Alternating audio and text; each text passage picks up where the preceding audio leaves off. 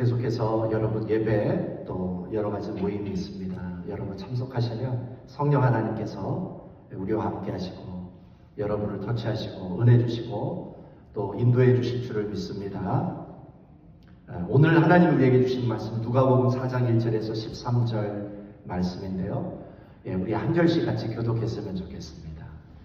예수께서 성령의 충만함을 입어 요단강에서 돌아오사 광야에서 40일 동안 성령에 이끌리시며 마귀에게 시험을 받으시더라. 이 모든 날에 아무것도 잡수시지 아니하시니 날수가 다음에 줄이신지라. 마귀가 이르되 네가 만일 하나님의 아들이거든 이 돌들에게 명하여 떡이 되게 하라. 예수께서 대답하시되 기록된 바 사람이 떡으로만 살 것이 아니라 하였느니라. 마귀가 또 예수를 이끌고 올라가서 순식간에 천하만국을 보이며 이르되 이 모든 권위와 그 영광을 내가 내게 주리라. 이것은 내게 넘겨준 것이므로 내가 원하는 자에게 주노라. 그러므로 네가 만일 내게 전하면 다 내 것이 되리라.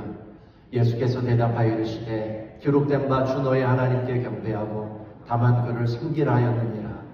또 이끌고 예루살렘으로 가서 성전 꼭대기에 세우고 이르되 네가 만일 하나님의 아들이거든 여기서 뛰어내리라.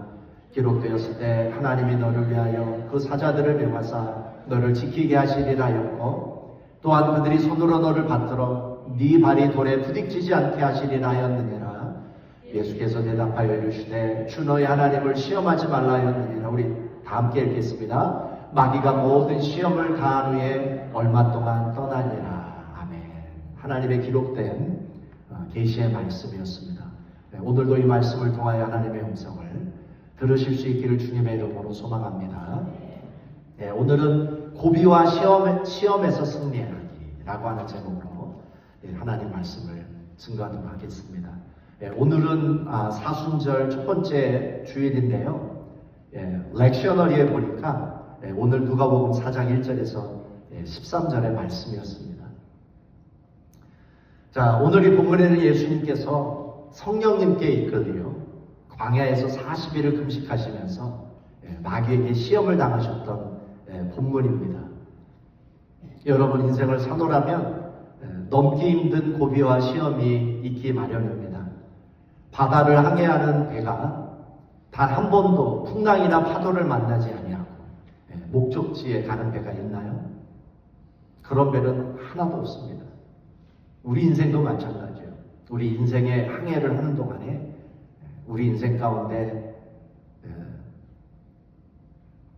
인생의 풍랑, 고비, 그런 시험들이 우리를 종종 찾아옵니다.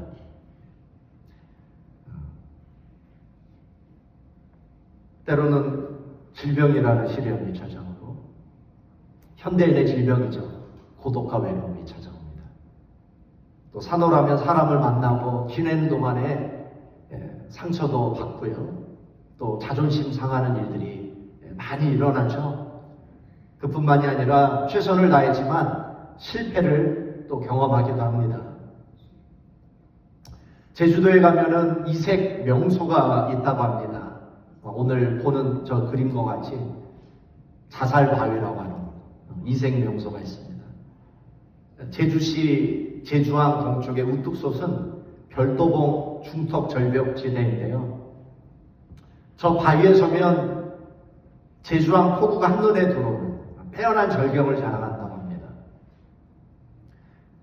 저기서 저 절벽에서 바다에 뛰어내리면 편안하게 죽을 수 있다고 해서 자살을 생각하는 사람들이 저 제주도 저 절벽으로 찾아옵니다. 많은 사람들이 저 바위에서 뛰어내리다 보니까 저 절벽의 그 바위에 페인트로 이렇게 글이 이렇게 새겨져 있어요. 한 번 더 생각하라. 자살하려는 사람들이 한 번 더 생각할 기회를 주기 위해서 그런 글이 써져 있는 것이죠. 한국에 유명한 스타 강사가 있습니다. 이분도 제주도에 사시면서 저 자살 바위 한번 찾아가신 적이 있대요. 지방의 전문대학을 2번이나 떨어진 것입니다.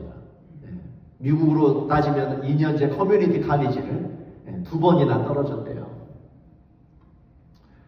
집을 갔더니 어머니가 친구 엄마들에게 자신에 관해서 했던 이야기를 우연히 듣게 되었습니다. 어머니가 이런 얘기를 하더래요. 우리 막둥이는 대갈박에 똥이 들어있다고. 이놈은 똥멍청이야. 이거를 우연히 듣게 되었대요. 여러분, 누가 여러분한테 멍청이라고 하면은 여러분 자존심 상해요, 안 상해요? 상하잖아요. 그것도 똥멍청이라고 하니까 이분이 내가 어머니한테 참 부끄러운 존재구나. 나는 참 가치가 없구나. 나 같은 거는 죽어야 되겠다. 이렇게 생각을 하고 저 제주도에 있는 그 자살바위에 찾아간 것입니다.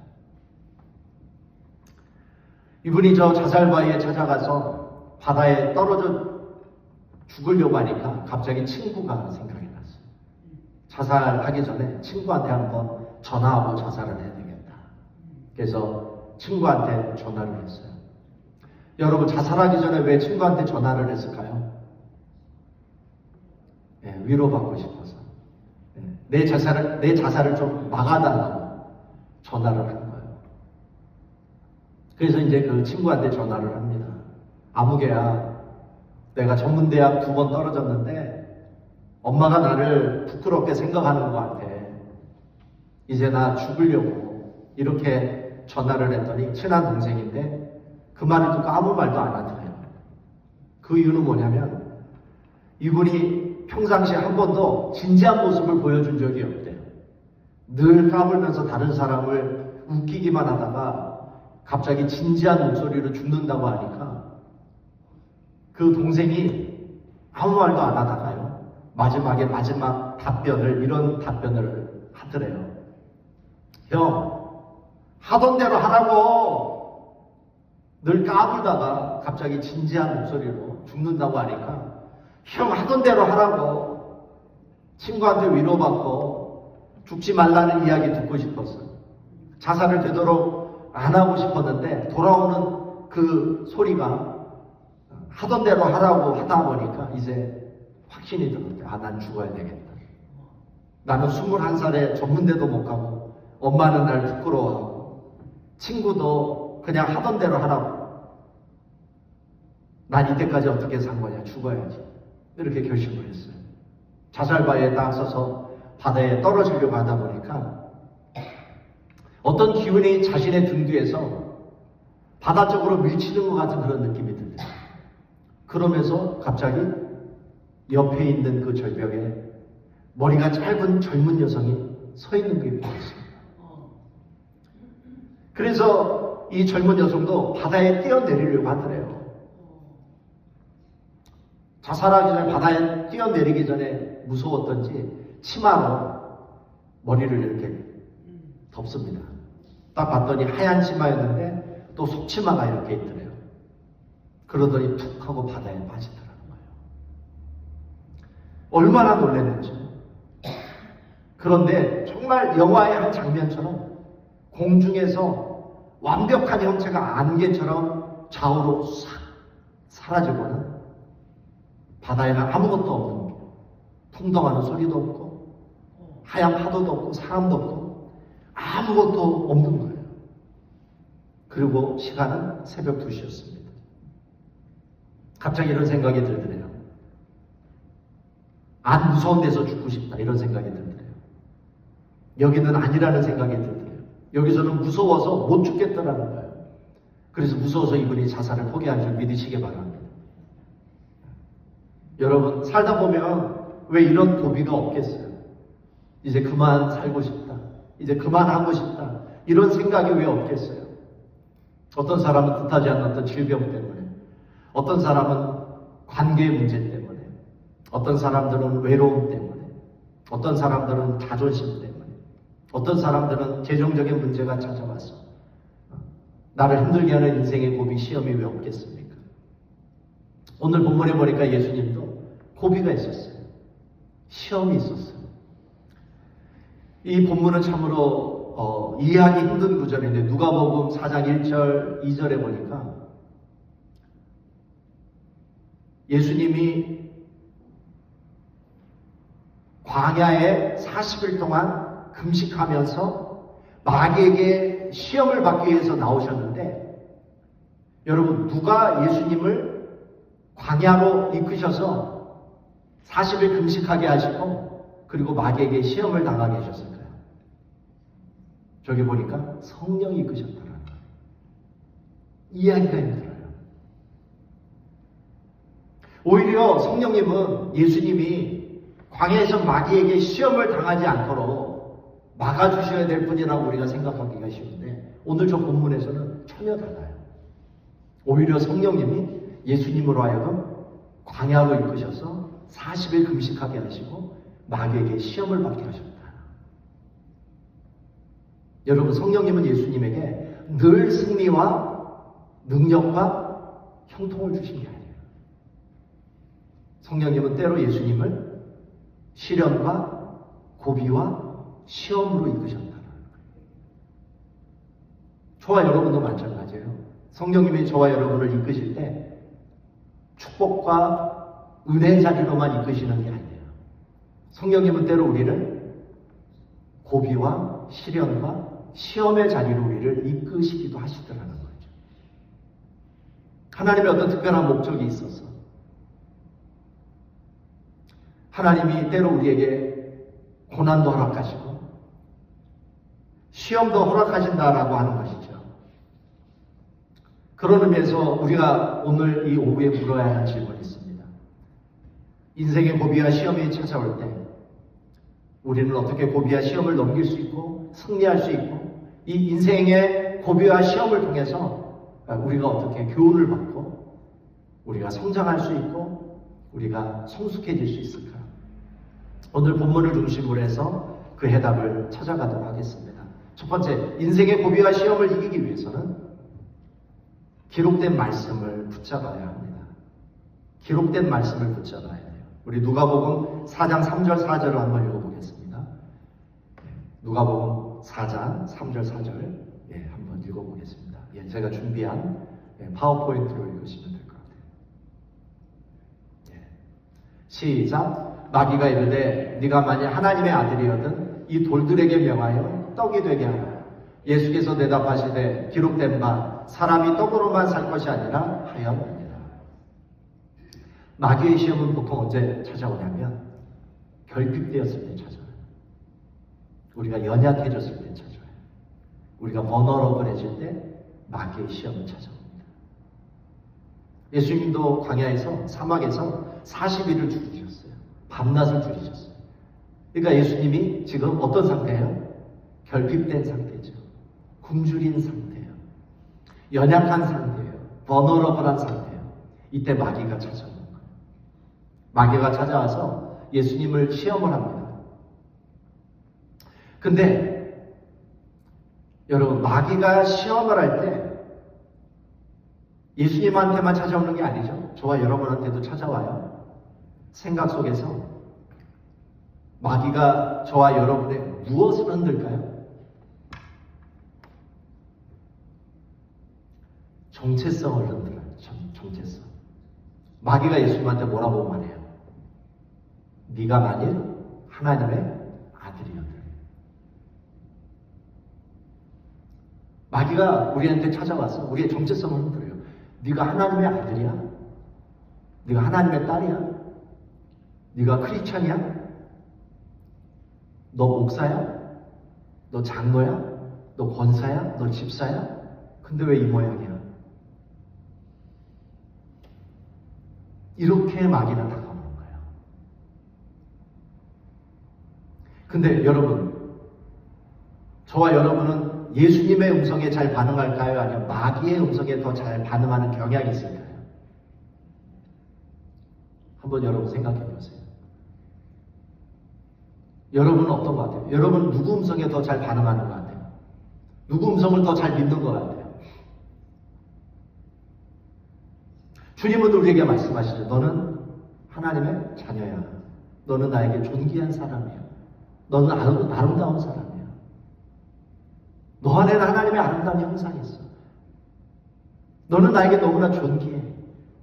이렇게 음성이 들려왔을 때 여러분, 여기에 우리가 동의하고 그 음성에 우리가 믿어지고 우리가 그 음성에 반응하기가 쉬워요? 아니면 네가 무슨 크리스찬이야, 너 같은 쓰레기가 무슨 크리스찬이야. 너 옛날에 이런 죄 지었잖아. 너 이런 실수했잖아. 그러면서 막 옛날에 내가 잘못했던 생각이 막 필름처럼 떠올라요. 그러면 우리가 누구 말을 더 믿기가 쉬워요? 주님의 말씀을 더 믿기가 쉬워요? 아니면 우리가 마귀의 음성에 더 믿기가 쉬워요? 그래, 우리가 마귀의 음성에 더 반응하고 마귀의 음성에 더 공감을 더 잘해요, 사실. 주님이 나한테 너는 거룩한 내 백성이야. 너는 제사장이야. 너는 나에게 소중한 자녀야. 너는 나한테는 너무나 귀한 존재야. 이런 말씀을 하시면 솔직히 공감이 안 돼요. 주님, 나 같은 쓰레기가 무슨 거룩한 백성입니까? 결핍 속에, 연약함 속에 버너러블한 예수님을 마귀가 흔드는 거예요. 너 하나님의 아들이라며. 근데 왜 이렇게 굶고 있어? 너 하나님의 아들이라며. 근데 왜 지금 그러고 있어? 정체성을 흔들어요, 정체성을. 지난주에 이제 우리 6학년 아들을 둔 그 집사님 이야기를 듣게 됐어요. 6학년 한 학생인데 이 학생이 우울증을 앓기 시작을 했대요. 그리고 학교에서 왕따를 당했나 봐요. 그리고는 자살을 해버렸어요. 6학년 학생이. 왜 자살을 했겠어요? 아, 나는 살만한 가치가 없어. 나는 죽어 마땅해. 그런 생각이 계속 몰려오는 거예요. 그리고 그 생각을 받아들이는 거예요. 그리고 그 마귀가 주는 생각에 공감을 하다 보니까 어린 6학년 학생이 자살하는 거예요. 그 아이도 그 친구의 자살을 보면서 정체성이 흔들렸대요. 그 오늘 아침에 그 어머니가 이야기하더라고요. 이 아이가 갑자기 정체성이 흔들렸다고. 내가 하나님의 아들인 것 같지가 않다는 거예요. 내가 하나님 앞에 존귀한 사람이라는 생각이 안 들더라는 거예요. 하나님이 정말 나를 사랑하는지 자기는 확신할 수 없다는 거죠. 정체성을 흔들어요, 마귀는. 이때 예수님은 무엇으로 이 마귀의 시험, 마귀가 주는 생각에 무엇으로 맞섰습니까? 무엇으로 이겼습니까? 한번 읽어보겠습니다. 예수께서 대답하시되, 시작. 예수께서 대답하시되 기록된 바 사람이 떡으로만 살 것이 아니라 하였느니라. 자, 예수님이 자신에게 다가오는 정체성을 흔드는 마귀의 이 시험을 무엇으로 이겼어요? 기록된 말씀으로 이겼다. 기록된 말씀으로. 기록된 말씀을 내 안에 많이 가지고 있는 사람들은 이 마귀의 시험을 이길 수 있어요. 마귀가 어떤 생각을 가지고 나를 흔들고 내 정체성을 흔들고 내 마음을 흔들고 내가 주님과 동행하는 이 삶을 흔들 때에 기록된 말씀을 많이 가지고 있는 사람은 기록된 말씀으로 맞서는 거예요. 그러면 마음이 무너지지 않아요. 마음이 무너지면 신앙생활 못해요. 마음이 무너지면 예배 못해요. 마음이 무너지면 성경 읽을 수가 없어요. 마음 무너지면 기도할 수 없어요. 마음 무너지면 크리스찬의 교제를 할 수가 없어요. 오늘 우리는 예수님이 이 마귀의 시험을 이기셨던 방법을 배워야 될 줄 믿습니다. 예수님이 무엇으로 이기셨어요? 기록된 말씀. 지금 미국에서 제일 큰 교회가 휴스턴의 레이크우드 처치라는 이곳을 목회하시는 분이 조엘 오스틴 목사님인데, 이 조엘 오스틴 목사님이 쓰신 책이 있어요. 긍정의 힘이라고 하는 책이 있어요. 그 책에 나오는 스토리입니다. 조엘 오스틴 목사님 어머님이 2004년에 병원을 갔더니 간암 판정을 받았어요. 근데 의사가 이러더래요. 앞으로 몇 주밖에는 못 살 것 같습니다. 이러더래요. 어머니가 묻습니다. 몇 달이 아니고 몇 주라고요? 이 말은 무엇을 의미합니까? 의사도 치료를 포기했다는 거예요. 어머니가 집에 가서 가족들을 소집을 했어요. 그 어머니가 그 가족들한테 이렇게 이야기합니다. 의사가 포기해도 하나님이 포기하시지 않는 한 우리는 포기하지 말자. 뭐라고요? 의사가 포기해도 하나님이 포기하시지 않는 한 우리 포기하지 말자. 그래서 어머님이 몇 주 판정을 받고 나서 뭘 하기 시작했냐면 성경에 있는 치유와 승리에 관련된 구절을 모은 거예요. 그리고 적었어요. 그리고 집에 붙여놨어요. 그게 200구절이 넘는데요. 내게 능력 주시는 자 안에서 내가 모든 것을 할 수 있느니라. 두려워 말라 내가 너와 함께 합니다. 놀라지 말라 나는 내 하나님이 됩니다. 내가 너를 굳세게 하리라. 참으로 너를 도와주리라. 나의 의로운 오른손으로 너를 붙들리라. 너는 내게 부르짖으라. 내가 내게 응답하겠고 내가 알지 못하는 그거 비밀한 일을 내게 보이리라. 이런 구절을 200구절을 넘게 뽑아가지고 붙여놨어요. 그리고 그 다음날부터 뭘 하기 시작하냐면 그거를 선포하기 시작했어요. 아침부터 저녁까지 그 말씀을 선포했어요. 기록된 말씀이에요. 회복에 대한 말씀, 치유에 대한 말씀, 승리에 대한 말씀. 그것을 내 머리에, 내 세포에 각인될 때까지 선포하며 나아갔습니다. 어떻게 됐을까요? 몇 주밖에 살지 못하겠다는 이 어머님이 치유가 됐어요. 20년이 지난 지금도 살아계신 줄 믿으시기 바랍니다. 인생의 고비가 찾아옵니다. 시험이 찾아옵니다. 어려움이 찾아옵니다. 그럴 때 여러분 어떻게 하셔야 되겠어요? 낙심하시겠습니까? 포기하시겠습니까? 슬퍼하며 자포자기 하시겠습니까? 그때 뭘 붙들어야 돼요? 예수님처럼 기록된 말씀을 붙잡으시기 바랍니다. 읽기만 하지 마세요. 선포하십시오. 민수기에서 하나님이 뭐라고 말씀하셨습니까? 내 귀에 들린 대로 내가 행하리라. 한번 따라해 보시겠습니다. 내 귀에 들린 대로 내가 행하리라. 하나님은 거짓말할 수 없는 하나님. 하나님이 우리에게 주신 약속은 반드시 이루시는 줄 믿으시기 바랍니다. 왜 우리가 이 약속의 말씀을 선포해야 됩니까? 하나님 들으라고. 하나님 주신, 하나님 약속하신 말씀이니까 하나님 이거를 부도수표 만들지 마시고 이루시기를 바랍니다. 선포하셔야 돼요. 작년에 우리 보스턴 세소만교회 부흥에 오셨던 조영진 감독님, 우리 글로벌 감리교회 이제 은퇴 감독님이신데, 그 감독님이 이제 종종 저에게 몸이나 마음이 아프신 분들을 저한테 이렇게 전화를 하셔서 좀 기도를 해달라고 이렇게 부탁을 하세요. 종종 제가 아프신 분들을 위해서 전화나 이제 줌으로 기도를 해드리는데, 한 번은 한 3개월 동안 잠을 못 주무셨던, 불면증 때문에 못 주무셨던 분이 저한테 전화가 왔어요. 집사님이신데요. 3개월을 못 주무시면 어떤 일이 벌어지냐면 우울증이 찾아와요. 그리고 자살 충동이 찾아와요. 불면증은 굉장히 위험한 질병이에요. 저한테 이제 전화가 오셨는데 그날도 하루 종일 죽음만 생각했대요. 내가 죽었으면 좋겠다. 안 그러겠어요? 3개월을 못 주무시는데 얼마나 고통스러웠겠어요. 전화가 와서 제가 해드렸던 이야기는 다른 게 없었어요. 하나님의 약속을 상기시켜 드렸어요. 주님은 집사님을 치유할 수 있다 격려해 드렸어요. 그리고 데릭 프린스 목사님의 그 기도문을 함께 선포하며 같이 기도했어요. 그리고 그분을 위한 치유를 위한 기도를 했어요. 한 몇 번 했어요. 몇 번. 그리고는 몇 개월 후에 연락이 왔어요. 그 와이프 되시는 집사님한테 이런 문자가 왔어요. 김 목사님 안녕하세요. 불면증으로 고생하던 신아무개 집사 부인입니다.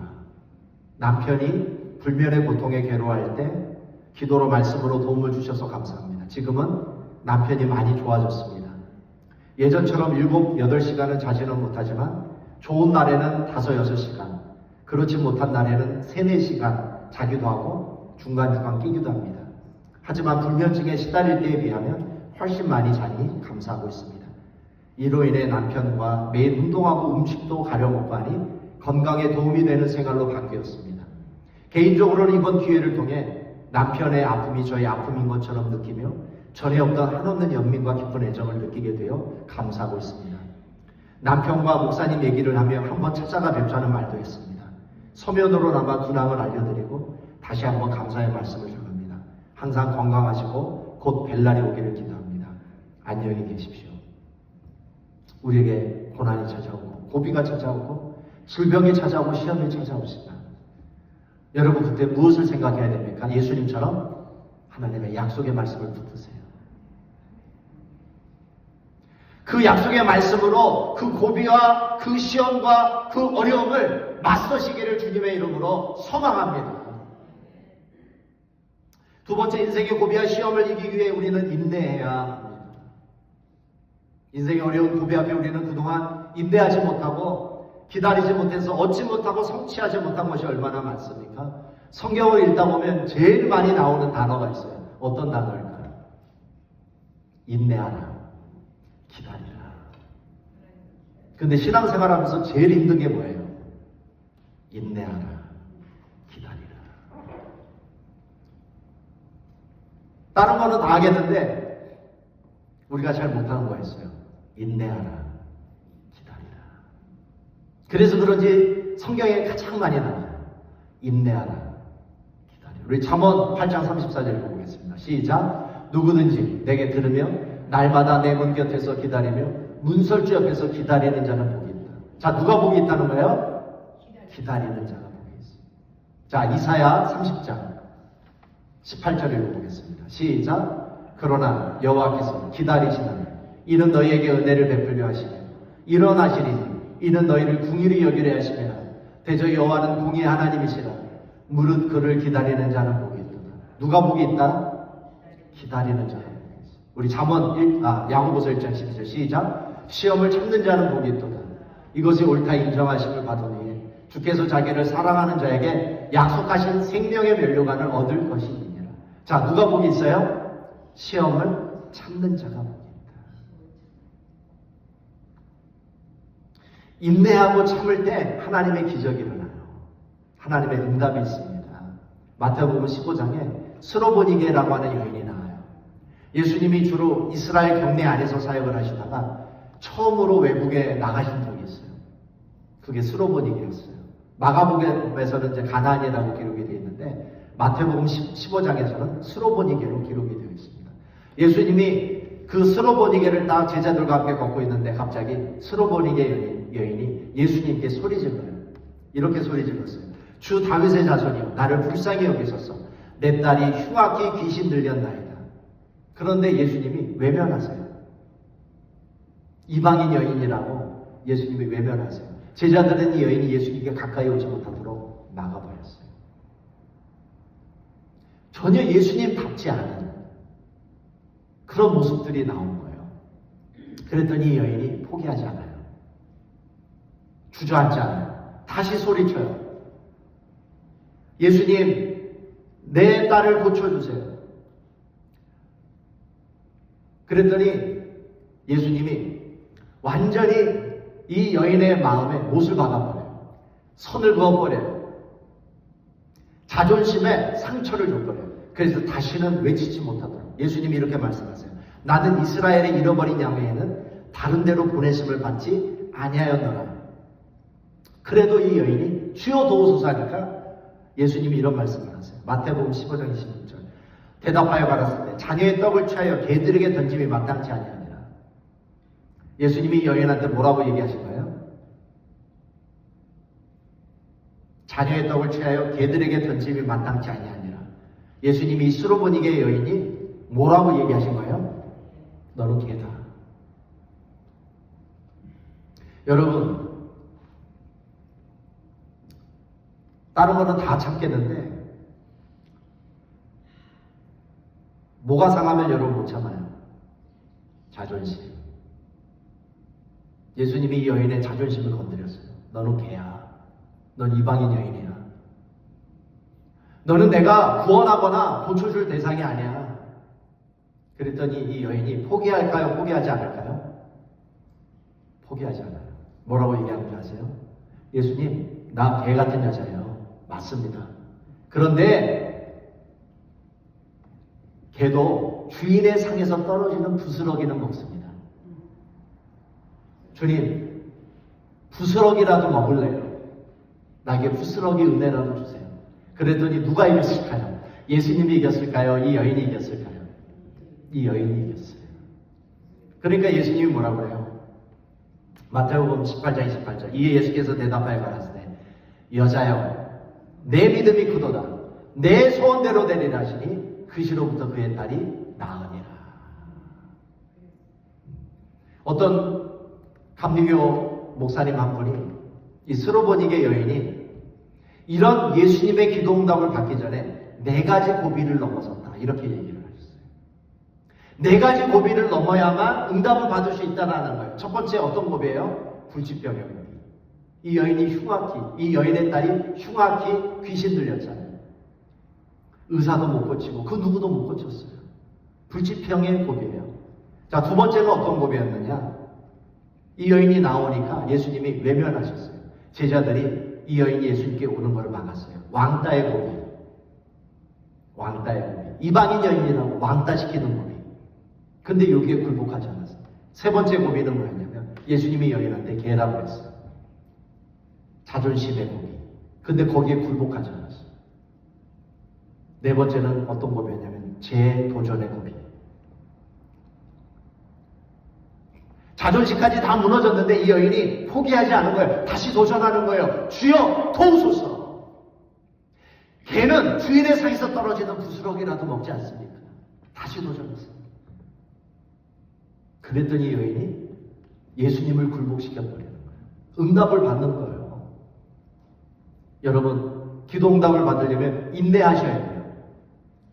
기도하셔야 돼요. 기다리셔야 돼요. 포기하면 안 되는 거예요. 기도하려면 끝을 보시기 바랍니다. 주님이 스로보니게 이 여인의 믿음을 나에게 주옵소서.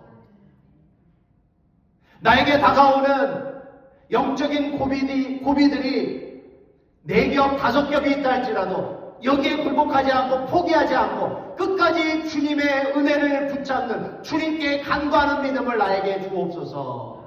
그러면 고비와 시험을 이길 수가 있어요. 우리가 왜 기도응답을 못 받았느냐? 이 고비를 못 넘어서 그래요. 인내하지 못해서 그래요. 끝까지 도전하지 못해서 그래요. 여러분, 주님 앞에 이 고비를 넘고 기도의 응답을 받는 저와 여러분이 될 수 있기를 주님의 이름으로 소망합니다. 자, 우리가 인생의 고비와 시험, 우리에게 찾아오는 인생의 고비와 시험을 우리가 넘기고 이기려면 첫 번째 어떻게 해야 돼요? 예수님처럼 기록된 말씀을 붙잡아야 돼요.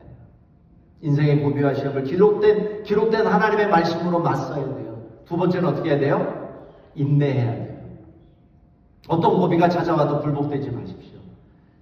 인내하십시오. 마지막 세 번째는 하나님의 신뢰를 무너뜨리는 사탄의 시험을 이겨야 됩니다.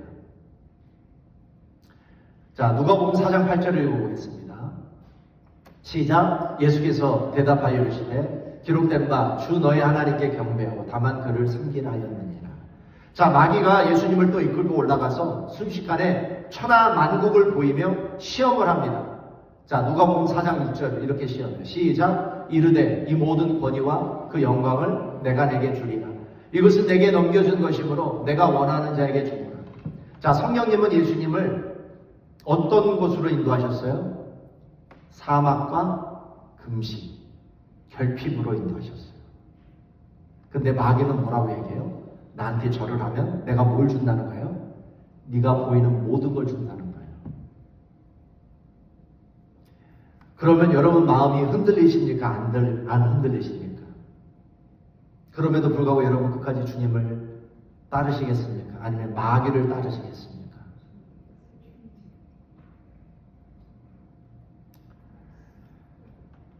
메슬로의 욕구 위계 이론이라고 있어요. 하위 욕구에서부터 상위 욕구까지. 사람은 저 욕구를 채우는 방향으로 살아간대요. 하위 욕구는 뭐냐면 생리적 욕구입니다. 생리적 욕구는 식욕, 배설, 성욕 이런 거예요. 안전 욕구는 주거, 재정, 건강. 소속과 애정 욕구는 대인관계와 소속감입니다. 존중 욕구는 명예와 인정, 존경을 받고 싶은 욕구. 마지막에 자아실현 욕구인데 이거는 더 나은 인간이 되기를 원하는 욕구예요. 사람은 이런 욕구를 채우는 방향으로 살아간대요. 자, 그런데 마귀가 이렇게 이야기해요. 나한테 절만하면 내가 그런 거 다 채워줄 수 있어. 자, 예수님 마음이 흔들릴 수 있어요. 하나님은 나한테 그런 거 안 줬는데, 하나님은 나를 금식과 사막과 결핍으로 인도하셨는데, 흔들릴 수 있죠. 하나님에 대한 신뢰가 흔들릴 수 있죠. 마귀가 나에게 더 나은 삶을 줄 것 같아요. 세상이 나에게 더 좋은 것을 줄 수 있을 것 같아요. 그래서 첫째 아담은 실패했어요. 에덴 동산에서. 에덴 동산에서 마귀가 아담한테 뭐라고 얘기했어요? 하나님이 너한테 선악과를 따먹지 말라고 했던 이유는 이 선악과를 따먹으면 네가 하나님과 같이 밝아져서 하나님처럼 될까봐 그러는 거야. 아담이 그 얘기를 딱 듣자 어떤 생각이 들었을까요? 하나님 공급하시는 대로 사는 것보다, 하나님을 의지하면서 사는 것보다 내가 하나님이 되는 게 더 나은 삶을 살 수 있다는 생각이 스쳐지는 거예요.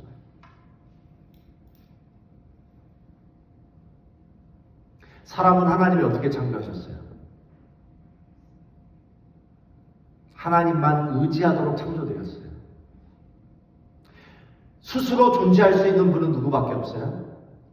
하나님. 그래서 하나님이 뭐라고 자신을 소개해요? 나는 스스로 있는 자라고 자신을 소개했어요. 근데 인간은 하나님이 공급해 주시는 것을 먹지 않으면 살 수 없어요. 물을 일주일 동안 마시지 않으면 여러분 살 수 있나요? 음식을 한 50일 먹지 않으면 여러분 살 수 있나요? 하나님은 우리를 하나님이 공급해 주시는 물과 음식과 여러 가지 공급을 통해서 살아가도록 하신 거예요. 근데 아담이 갑자기 이 선악과를 보면서 나도 하나님처럼 스스로 있는 자라 이렇게 살고 싶은 거예요. 그게 더 나은 삶이라고 생각했어요. 그래서 아담이 선악과를 따먹었어요? 안 따먹었어요? 따먹었어요. 그러니까 선악과를 따먹었다는 건 뭘 의미해요? 그냥 선악과를 따먹지 말라는 그 말씀에 불순종하는 죄 자체가 아니에요. 선악과를 따먹었다는 건 뭘 의미해요? 내가 하나님을 버리고 내가 하나님이 되려고 하는 죄였다는 거죠. 그래서 이 선악과 사건이 성경에서 가장 중요한 사건이 돼요. 선악과를 따먹음으로 원죄라는 것이 발생하게 된 것입니다.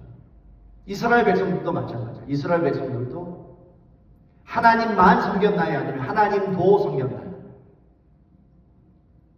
이스라엘 백성들이 평생 끊지 못했던 게 있어요. 개가 똥을 못 끊는다고 그러죠. 이스라엘 백성들이 뭐를 못 끊었어요? 우상을 못 끊었어요. 바알과 아세라상을 못 끊었어요. 하나님만 섬길 수 없었어요. 하나님도 섬기고 우상도 섬겼어요. 바알은 어떤 우상이에요? 풍요의 신이에요. 아세라는 무슨 신이에요? 정력과 다산의 신이에요. 이스라엘은 절대 우상을 포기하지 못했어요. 하나님만 가지고는 충분하지 않았다고 생각했어요. 그러다 보니까 우상을 섬겼어요. 그래서 이스라엘은 망한 거예요. 그런데 둘째 아담 예수 그리스도는 어떻게 하셨어요? 나한테 절하면 네가 보이는 모든 것을 주겠다. 그때 예수님은 뭐라고 말씀하셨나요? 뭐라고 말씀하셨어요? 4장 8절 시작. 예수께서 대답하여 이르시되 기록된 바 주 너의 하나님께 경배하고 다만 그를 섬기라 하였느니라. 이 말은 무엇입니까? 나는 하나님만으로 충분해 라는 뜻이에요. 나는 하나님만으로 만족해. 나는 다른 거 필요 없어. 하나님만 있으면 돼. 바로 그것이 저 고백이라고 하는 것이죠. 어떠한 상황 속에서도 하나님은 오르셔. 그 말이에요.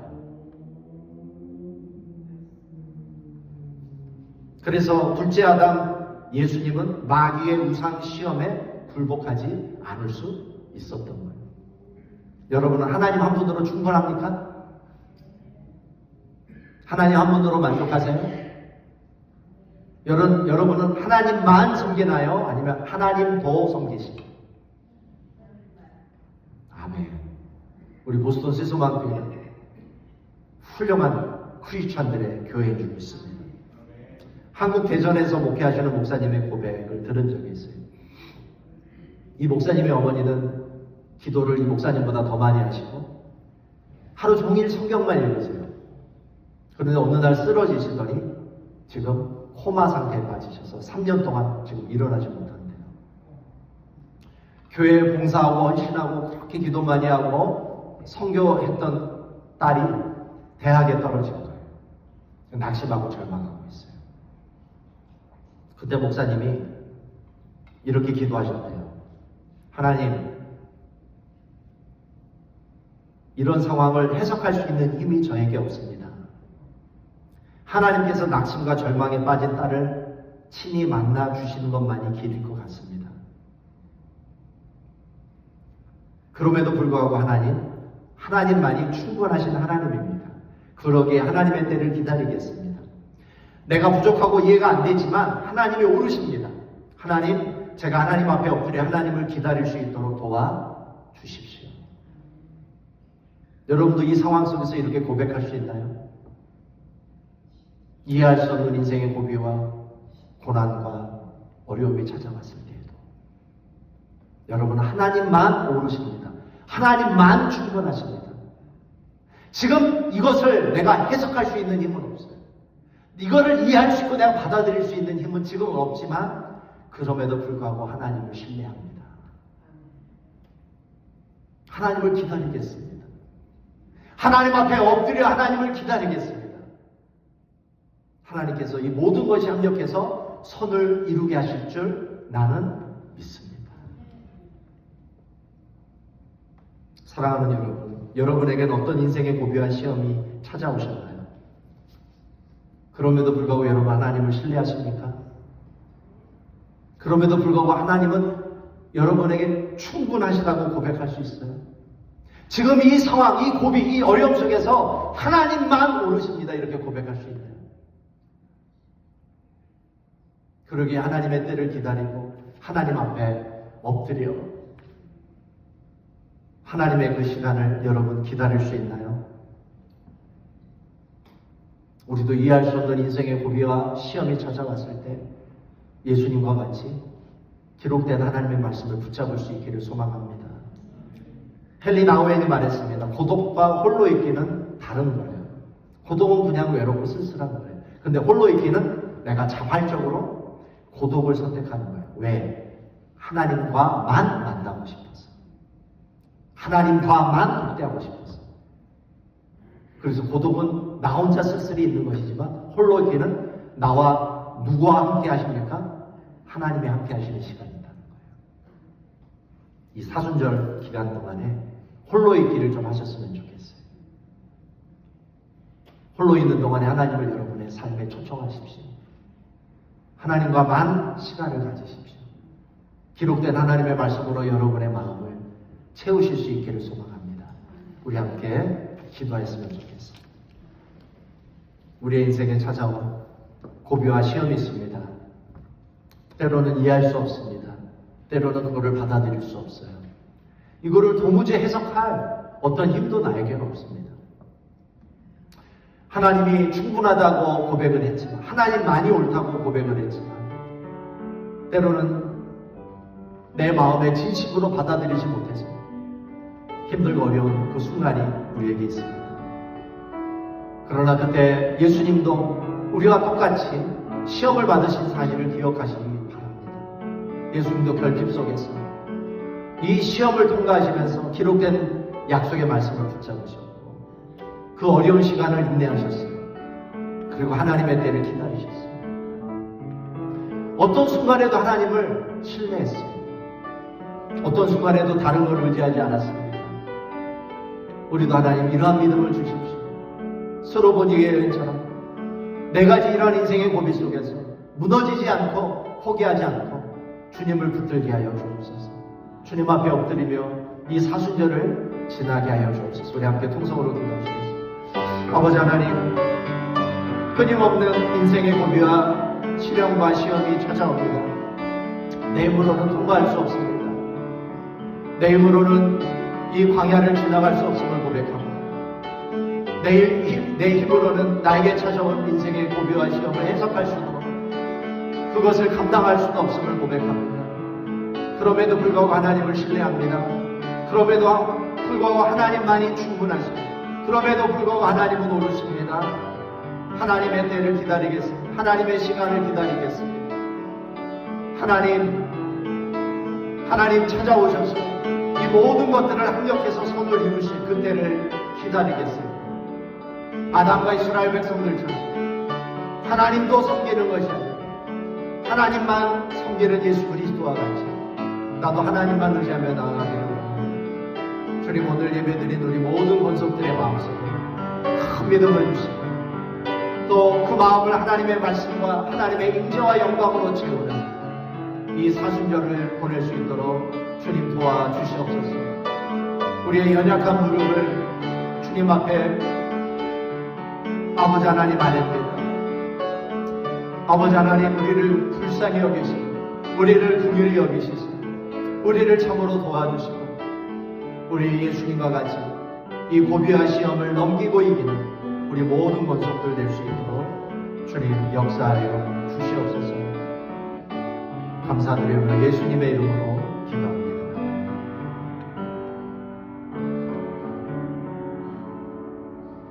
우리 일어나셔서 우리 파손 찬송 359장, 새 찬송가 325장 우리 함께 부르겠습니다.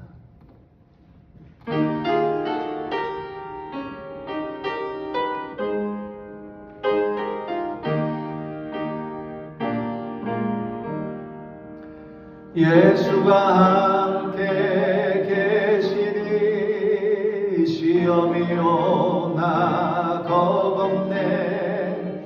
기쁨의 근원 되시는 예수를 위해 삽시다. 날마다 주를 섬기며 언제나 주를 기리고 그 사랑 안에 살면서 딴 길로 가지 맙시다. 이 세상 사는 동안에 주 이름 전하면서 무한한 복락 주시는 예수를 위해 삽시다. 날마다 주를 섬기며 언제나 주를 기리고 그 사랑 안에 살면서 딴 길로 가지 맙시다. 이 세상 친구 없어도 예수는 나의 친구니 불의아리를 버리고 예수를 위해 삽시다. 날마다 주를 섬기며 언제나 주를 기리고 그 사랑 안에 살면서 딴 길로 가지 맙시다.